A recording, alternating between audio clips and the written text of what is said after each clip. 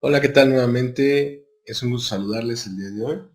Soy el doctor Adrián Salazar Flores y el día de hoy vamos a hablar acerca del síndrome de fatiga crónica y su abordaje con terapia antioxidante.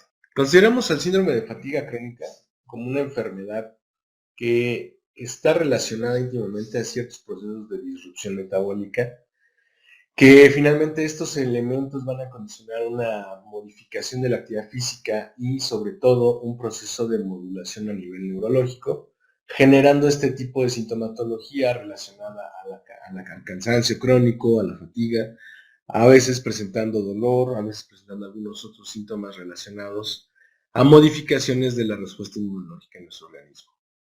No tiene una causa específica actualmente, aún hay investigación que está buscando sustentar cuál es el mecanismo por el que se activa este proceso.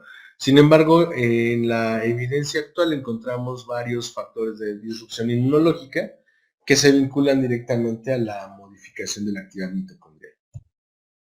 La epidemiología de esta entidad clínica se relaciona muy frecuentemente en el caso del sexo femenino, más presente entre la cuarta y quinta década de vida. Sin embargo, también hay evidencia de casos donde se van a vincular en etapas infantiles o en la adolescencia, que es mucho más frecuente, precisamente por las modificaciones y relacionado al cambio que va a tener en los hitos de crecimiento del niño.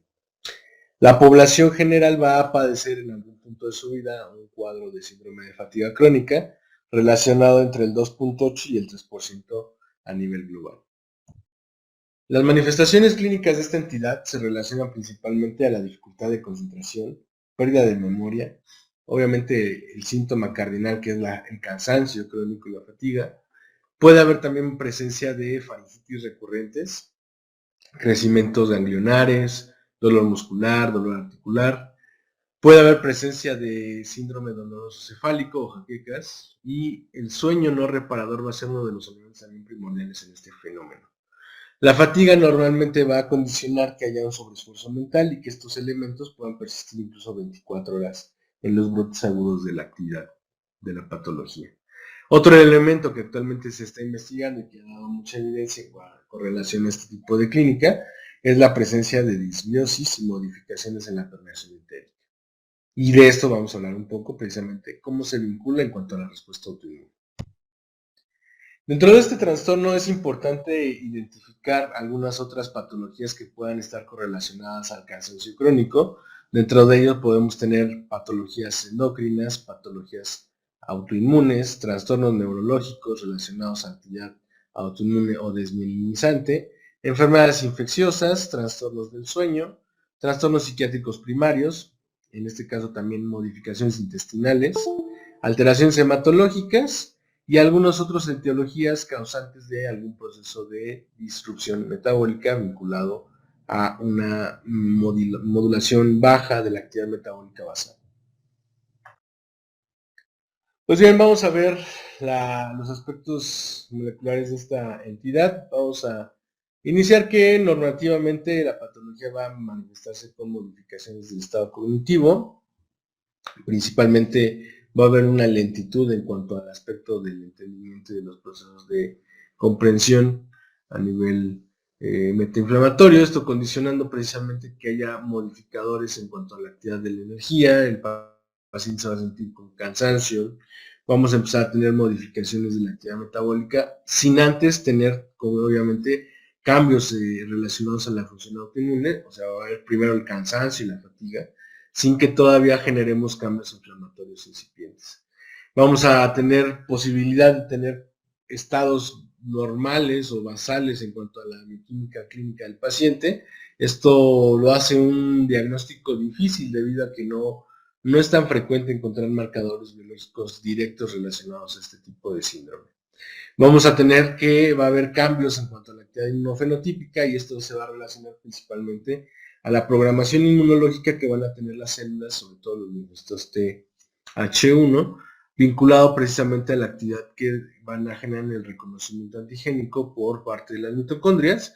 Vamos a empezar a tener modificaciones del transcriptoma, lo que entonces ahora sí ya nos va a generar una progresión de la actividad metainflamatoria basal, y esto va a generar una disrupción en cuanto a la inmunotolerancia que tenemos en nuestro reconocimiento antigénico de nuestras bacterias tanto intestinales como de otros sitios de localización en cuanto a la actividad microbiótica, condicionando entonces que ya se potencie un proceso constante de reprogramación inflamatoria y cambios a nivel de la estructura mesencefálica. Vemos que esta etiología, que también se le conoce como actividad metainflamatoria, estímulo neural o posicionado como neuroinflamación relacionada a un proceso de disrupción inmunológica, se va a vincular precisamente a la predisposición genética que tengan ciertas personas y a estos elementos por la actividad del reconocimiento antigénico de la microbia, generando un fallo inmunológico basal, precisamente por ese proceso de disrupción metabólica a nivel de la mitocondria, y esto nos va a hacer una programación metabólica sistémica, modificando precisamente factores de regulación que van a estar presentes en el sueño. Cuando nosotros empezamos a tener ya esta manifestación relacionada a los procesos beta-inflamatorios, se vincula precisamente la actividad de la mitocondria en cuanto a una desprogramación en su regulación en las vías metabólicas basales, condicionando que haya una disminución del estrés oxidativo basal. Sin embargo, estos elementos también van a generar que haya una actividad metainflamatoria y que entonces por otros elementos de migración celular, como son los macrófagos y la actividad del mastocito, generemos un ambiente metainflamatorio o un ambiente prohipóxico. Estos eventos se relacionan directamente en muchos de los casos a procesos por actividad de infección viral. Hay bastante evidencia, precisamente, sobre todo en personas jóvenes, que se puede generar este síndrome de fatiga crónica posterior a un evento infeccioso viral en vías respiratorias altas. Tenemos entonces que nuestra mitocondria va a empezar un proceso de disfunción. Estos elementos de disfunción van a hacer primero que haya un descenso de la actividad metabólica basal, va a haber un descenso de la actividad oxidante, sin embargo estos elementos van a generar que la mitocondria libere procesos de desprogramación en cuanto a su actividad de reconocimiento de actividad mitótica, como empezamos a tener liberación de ADN mitocondrial a la parte externa de las células. Esto va a hacer que se despierte una respuesta inflamatoria precisamente por una modificación de la inmunotolerancia del ambiente neural, y estos elementos generan un proceso de incipiente de neuroinflamación. Es el punto central precisamente que debemos de inhibir relacionado al proceso de la actividad inflamatoria que va a condicionar la patología, debido a que entonces al ejercer este proceso de neuroinflamación a nivel del sistema mesencefálico y a nivel del hipotálamo, los elementos de regulación neuroendocrina generan un proceso de disrupción.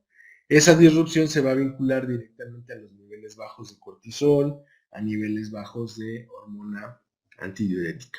Y estos elementos van a potenciar precisamente cambios metabólicos a nivel sistémico, modificación de la lipoperoxidación, cambios en la actividad contráctil del músculo, generando puntos gatillo, potenciando la presencia de modificaciones miofaciales, cambios en cuanto a la disrupción endocrina, precisamente generando disautonomía en algunos casos severos de fatiga crónica, y cambios en la actividad de la permeación intestinal, condicionando un aumento de la potenciación antiinflamatoria por reconocimiento antigénico y por los cambios relacionados a la disbiosis. Todos estos elementos van a hacer que entonces nuestro sistema nervioso central genere cambios en cuanto a la actividad de la neurocognición, modificadores relacionados a neblina mental y un aumento del gasto energético anaerobio. Estos elementos precisamente potencian la reprogramación a nivel metabólico central y eso genera precisamente la sintomatología de manera constante. Entendemos pues que cada vez que hay una actividad inmunológica relacionada a un proceso viral o a un proceso infeccioso crónico, nuestro sistema inmune relacionándose precisamente a los fenotipos vinculados a este tipo de patología, van a empezar a tener precisamente este tipo de programación y estas lesiones que van a estimular también la actividad endotelial, vinculado a cambios sobre todo en la función de la permeación del endotelio. Los elementos vinculados a la actividad de la inflamación de la microglia también se van a ver presentes y afectados, debido a que los elementos que están relacionados a esta actividad de regulación, principalmente macrófagos y linfocitos Th1, van a ser los principales elementos celulares vinculados a la programación metabólica de estos elementos de cambio. Cuando nosotros tenemos una actividad microbiótica a nivel de la capa entérica. Vamos a generar también un reconocimiento por células dendríticas y estos elementos también potencian la desprogramación a nivel de la regulación del mesencéfalo, debido a que tenemos una pobre formación de neurotransmisores inhibidores que van a condicionar precisamente cada vez más un proceso de actividad metainflamatoria a nivel nervioso central. Estos eventos precisamente se van a vincular a la carga de productos de lipoperoxidación a nivel de las polimembranas que van a tener las bacterias, a la disminución de neurotransmisores que van a permitir precisamente que haya mecanismos de baja contención neuronal, generando una potenciación de la actividad metainflamatoria del mesencéfalo y a su vez a cambios en cuanto a la actividad de la programación de la microglia, donde esta microglia incluso ya no va a depender de esos elementos de actividad inflamatoria dependientes precisamente del reconocimiento antigénico, pues en este proceso de la enfermedad ya el mesencéfalo ya genera cambios endógenos precisamente por la desprogramación metabólica a nivel mitocondrial. Entendemos entonces que nuestras propias neuronas generan esa liberación de ADN mitocondrial. Ese ADN mitocondrial despierta la propia actividad metainflamatoria de la microglia y eso genera una repotenciación del evento de la actividad de la enfermedad. Estos eventos precisamente se van a relacionar cada vez a episodios recurrentes de infecciones, sobre todo por virus de tipo respiratorio. De tal manera que estos eventos, si ustedes hacen un poco de memoria, pues se relacionan mucho a los eventos que quedaron en el estado de post-COVID. Todos los pacientes que quedaron con un evento de post-COVID o COVID largo, long COVID, también generaron este tipo de procesos de reprogramación neuronal.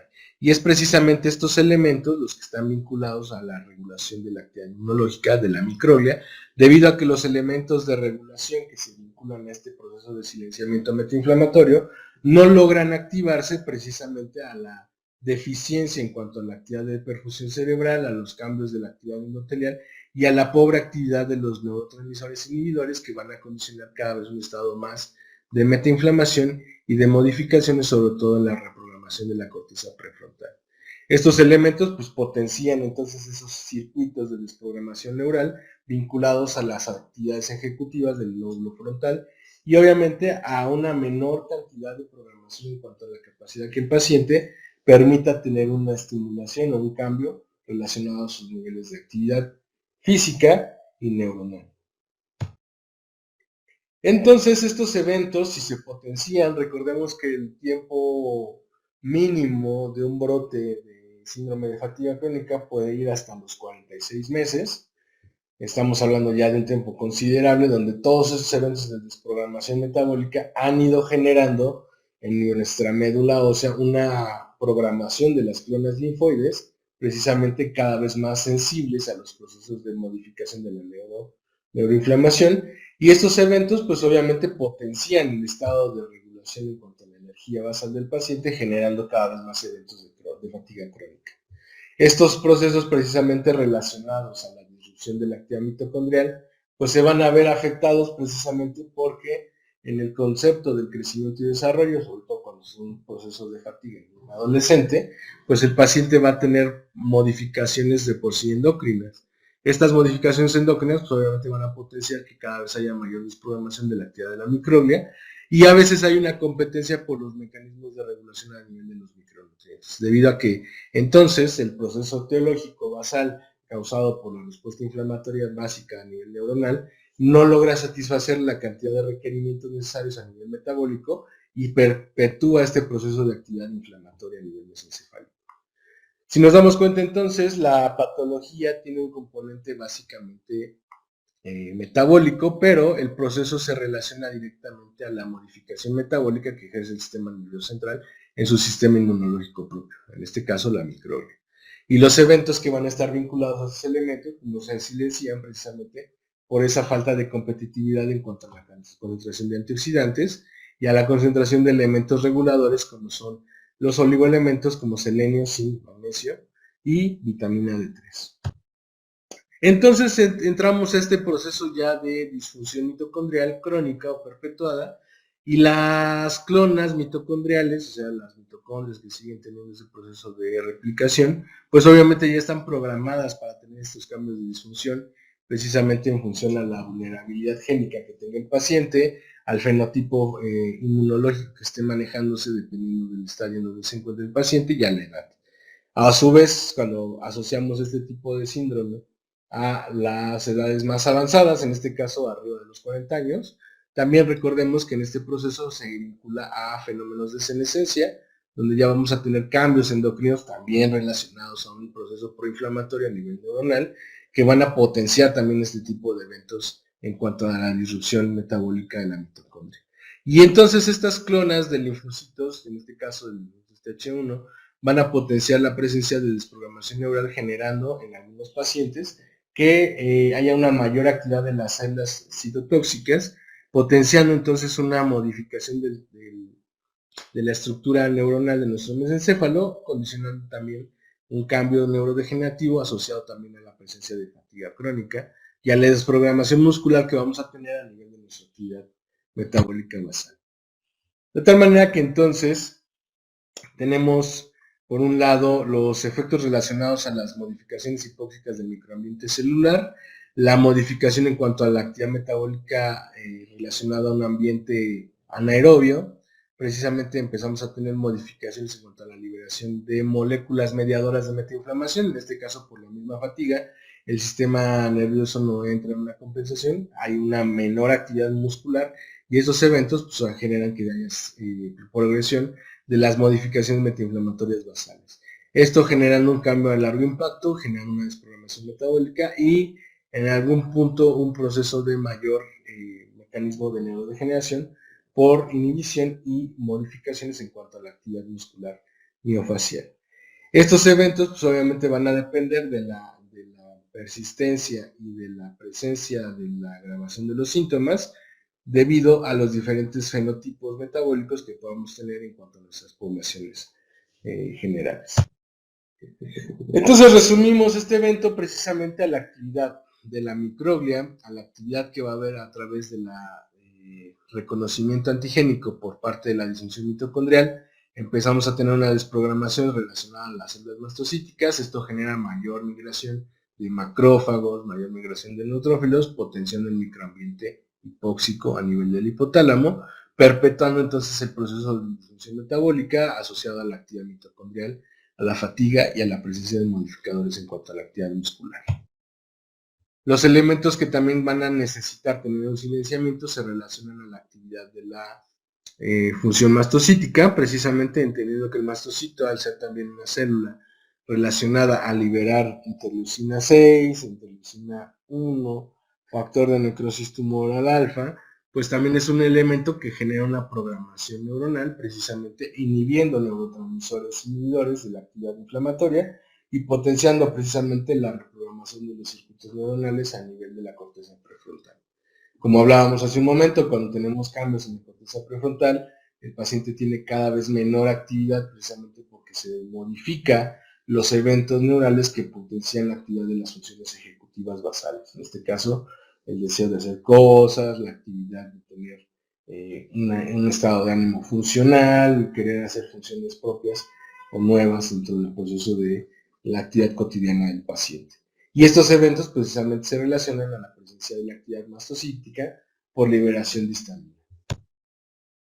De tal manera que entonces tenemos ya el cuadro característico del síndrome de fatiga crónica con cambios cognitivos, modificaciones inflamatorias, sobre todo a nivel de toda la trayectoria linfática, desde cervicales hasta el tejido pulmonar, cambios cardiovasculares, precisamente vinculada a la modificación mitocondrial que vamos a empezar a tener a nivel sistémico, modificaciones metabólicas tendientes a tener un proceso de actividad obesogénica, modificaciones nefríticas, precisamente por la modificación perfusiva a nivel del endotelio, cambios en la programación de las articulaciones, sobre todo por la desprogramación que vamos a tener a nivel de la médula ósea, y modificaciones relacionadas a cambios en la actividad muscular. Todos esos elementos se van a potenciar precisamente por nuestra propia actividad microbiótica, en este caso la disbiosis. Y es esta disbiosis donde nosotros tenemos que incidir de manera principal, precisamente para hacer una contención de la regulación inflamatoria y poder empezar a silenciar todos los demás elementos vinculados a la actividad neuroinflamatoria.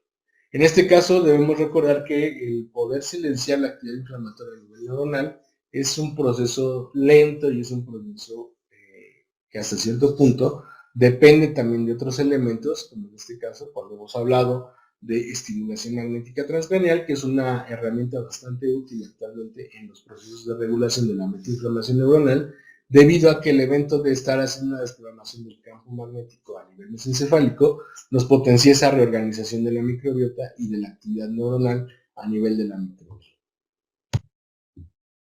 Los objetivos entonces del tratamiento que proponemos a continuación será regular primeramente los factores de actividad metainflamatoria, modular la actividad inmunometabólica, sobre todo a nivel del hipotálamo y en el eje hipófisis suprarrenal, precisamente potenciando la reprogramación de nuestras suprarrenales para una menor carga inflamatoria que condiciona una deficiencia de cortisol, reducir los episodios de dolor, obviamente a nivel de las estructuras miofasciales implicadas, rehabilitar los factores relacionados a la higiene del sueño, debido a que estos pacientes con el tiempo desarrollan disrupción cronobiológica, precisamente por los cambios inflamatorios a nivel del mesencéfalo, y eso hace que entonces no generemos un proceso de acomodación del descanso, no hay una reparación y eso potencia cada vez más la actividad inflamatoria sistémica. Y al finalizar, bueno, pues también buscar el proceso de inhibición de la actividad autoinmune, fomentando un hormesis en la actividad muscular basal. Proponemos entonces el uso de un protocolo con terapia antioxidante relacionado al uso de una solución mixta con 10 minutos de DMSO como actividad de liberación de interleucina 10 y programación de células linfocíticas T reguladoras, el uso de glutatión como un elemento de regulación del estrés oxidativo a nivel neuronal, el ascorbato como una molécula que nos potencia un evento hormético y también como un eliminador de radicales, a su vez que vamos a tratar con el ascorbato de ir generando una actividad hormética de manera programada.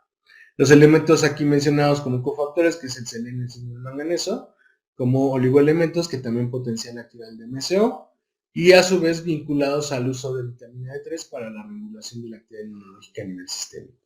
Vamos a proponer el uso de esta solución, una aplicación semanal durante un evento de 8 semanas.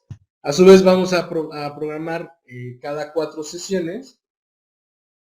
Vamos a hacer una aplicación de carcilasa con ácido ascórbico, esto permitiendo que el efecto de la carcilasa junto con los elementos aquí mencionados también generen una reprogramación de la actividad mitocondrial, potencien la regulación de la fosforilación oxidativa y que entonces los mecanismos de regulación metabólica vinculados a la desprogramación mitocondrial empiecen a tomar un curso cada vez de manera hormético en función a que se genere esa actividad mitocondrial de regulación de la programación metabólica del paciente.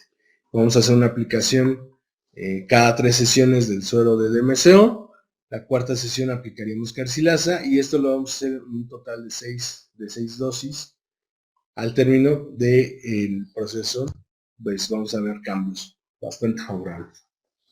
La suplementación bioral que proponemos también está relacionada al uso de melatonina como una molécula que también genera un silenciamiento de la actividad neuroinflamatoria. Vamos a hacer uso de ácido fólico, vamos a hacer uso de complejo B como moléculas de bases metilables en cuanto a la actividad de la estabilización de la función de disregulación del ADN mitocondrial. Vamos a hacer uso de vitamina D3 como molécula inicial para la regulación inmunológica afectada. Y proponemos también el uso de nuberasa precisamente con el fin de poder hacer un reciclamiento de todos los elementos de estimulación mitocondrial que pudieran estar afectando precisamente en aquellas mitocondrias ya senescentes, potenciar el reconocimiento antigénico en cuanto a que se genere una apoptosis mitocondrial de células senescentes y que a su vez esto genere la programación nuevamente en el inmunológico que genere una inmunotolerancia. El uso de probióticos va a estar también justificado, vamos a dar 5 millones de probióticos diarios durante 6 meses. Y el uso de cúrcuma, arginina y coenzima Q10 está vinculado más que nada al efecto que tenemos que hacer en cuanto a la regulación endotelial, proponiendo precisamente las dosificaciones aquí indicadas. Y el uso de triptofano lo podemos asociar también siempre y cuando tengamos vinculado a este proceso de fatiga crónica alguna modificación relacionada a depresión.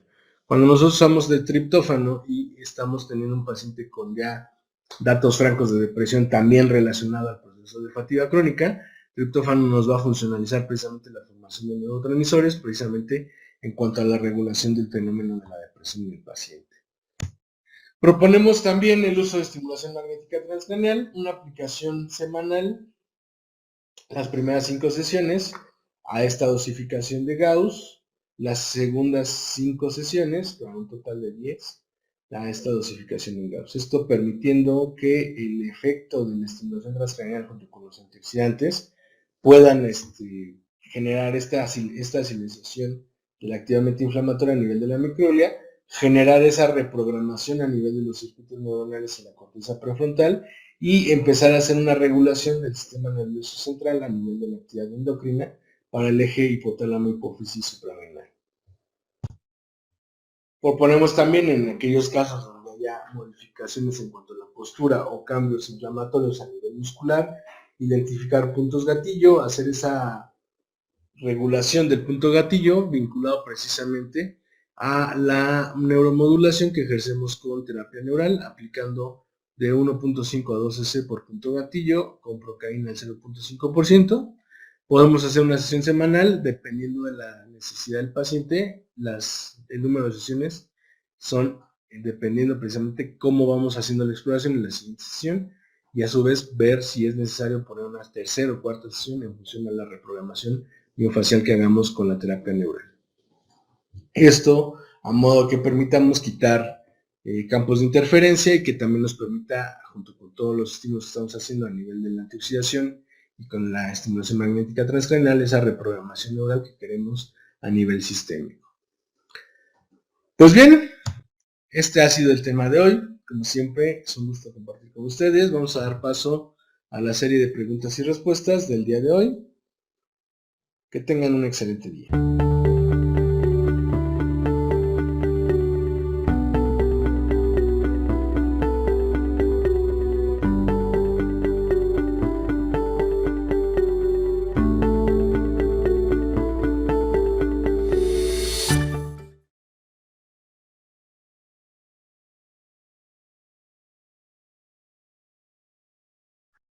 Hola, muy buenas noches. Gracias por estar con nosotros en esta sesión. Vamos a dar inicio a la sesión de preguntas y respuestas. Para ello le pido a los participantes escribirlas en la sección apropiada para ello, que es la que dice preguntas y respuestas, o puede aparecerles con una Q y una A referente a questions and answers para aquellos que tengan configurado su Zoom en inglés. Como siempre, pues bueno, vamos a darle prioridad a las preguntas relacionadas directamente con el tema del día de hoy. Doctor Adrián Salazar Flores, ¿cómo está? Muy buenas noches. ¿Qué tal? ¿Cómo están todos? Buenas noches. Muy buenas noches. Pues vamos a dar unos minutitos para que nos hagan llegar sus preguntas.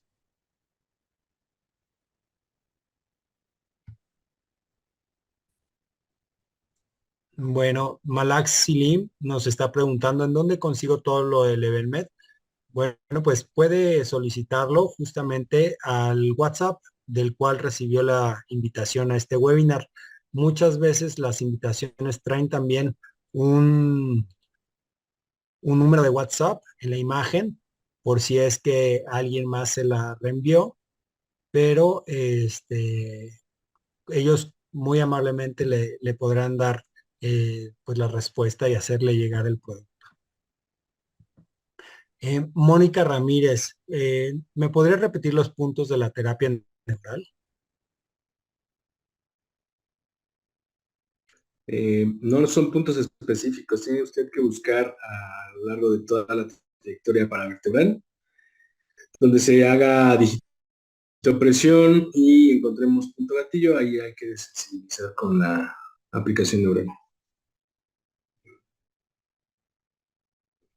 Yaneli Berenice Soto nos pregunta si se podría aplicar este protocolo a personas con cáncer. No, cuando hay cáncer no se usa glutatión. Estela, Janit, ¿en dónde se realiza la estimulación magnética? Es una aplicación transcraneal. La aplicación debe localizarse de preferencia entre el lóbulo frontal y el occipital.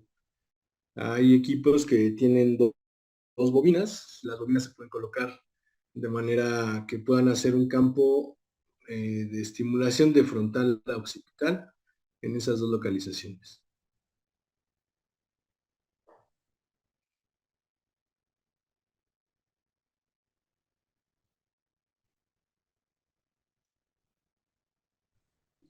Vamos a dar un par de minutitos para ver si nos hacen llegar algunas otras dudas que tengan.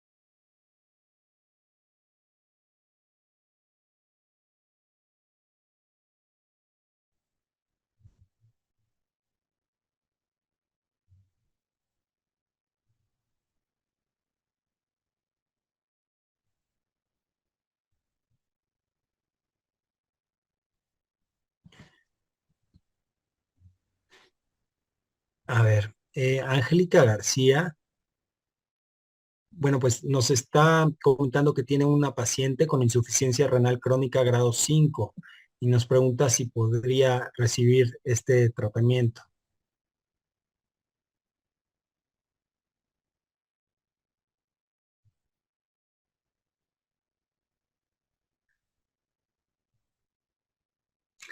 No, en el caso de que tenga ya vía oral, perdón, y ver que tolere. Primero, ese tipo de pacientes ya tienen incluso síndrome de fragilidad por las complicaciones que tiene la propia con él.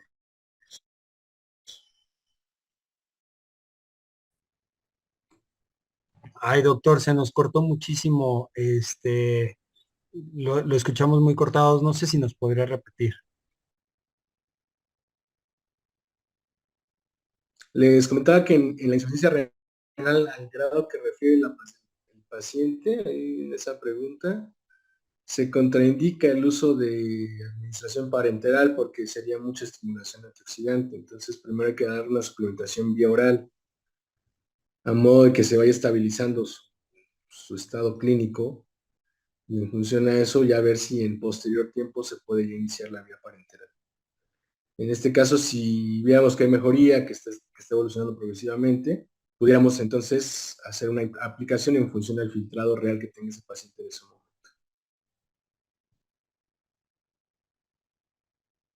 Doctor, ¿y en caso de fibromialgia se podría aplicar? Sí, en fibromialgia sí es muy parecido el tratamiento.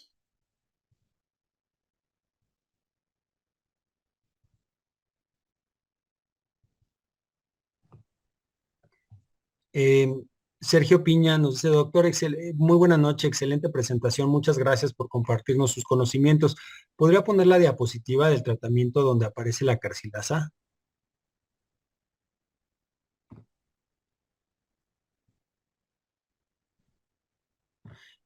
Adriana, bueno, justamente Adriana Cruz también nos estaba pidiendo eso y nos estaba preguntando si, ay, no, mm,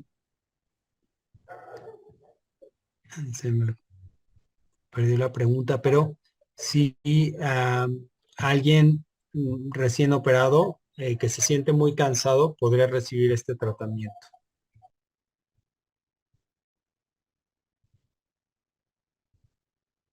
Eh, bueno, cuando es un postoperatorio, podemos usar precisamente el protocolo que está aquí en esta diapositiva con carcilasa y ascorbato.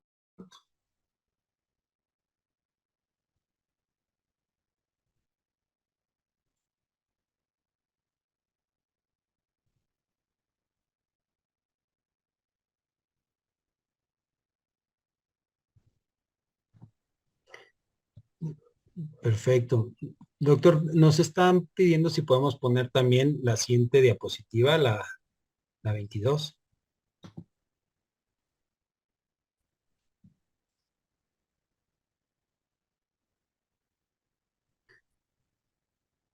Y bueno, pues quería aprovechar también para comentarles que como siempre vamos a hacerles llegar esta presentación a los correos electrónicos con los cuales se registraron en Zoom para que puedan pues visualizar la información con mayor detenimiento.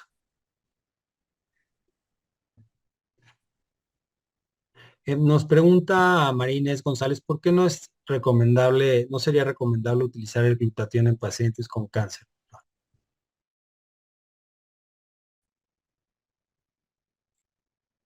Porque puedes exacerbar el crecimiento tumoral.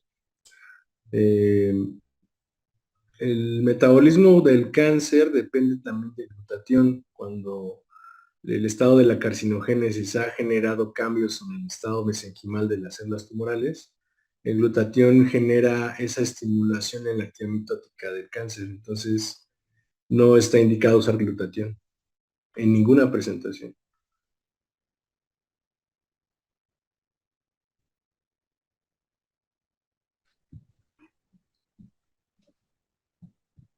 Adolfo Mendoza nos pregunta si el tratamiento se puede dar en un paciente con arenillas en, no, no lo alcancé a ver muy bien, doctor.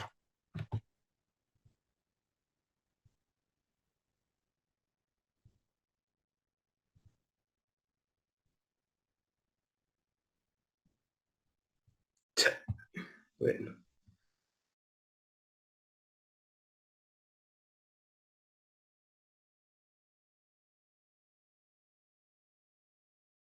a las arenillas este tratamiento es para fatiga crónica.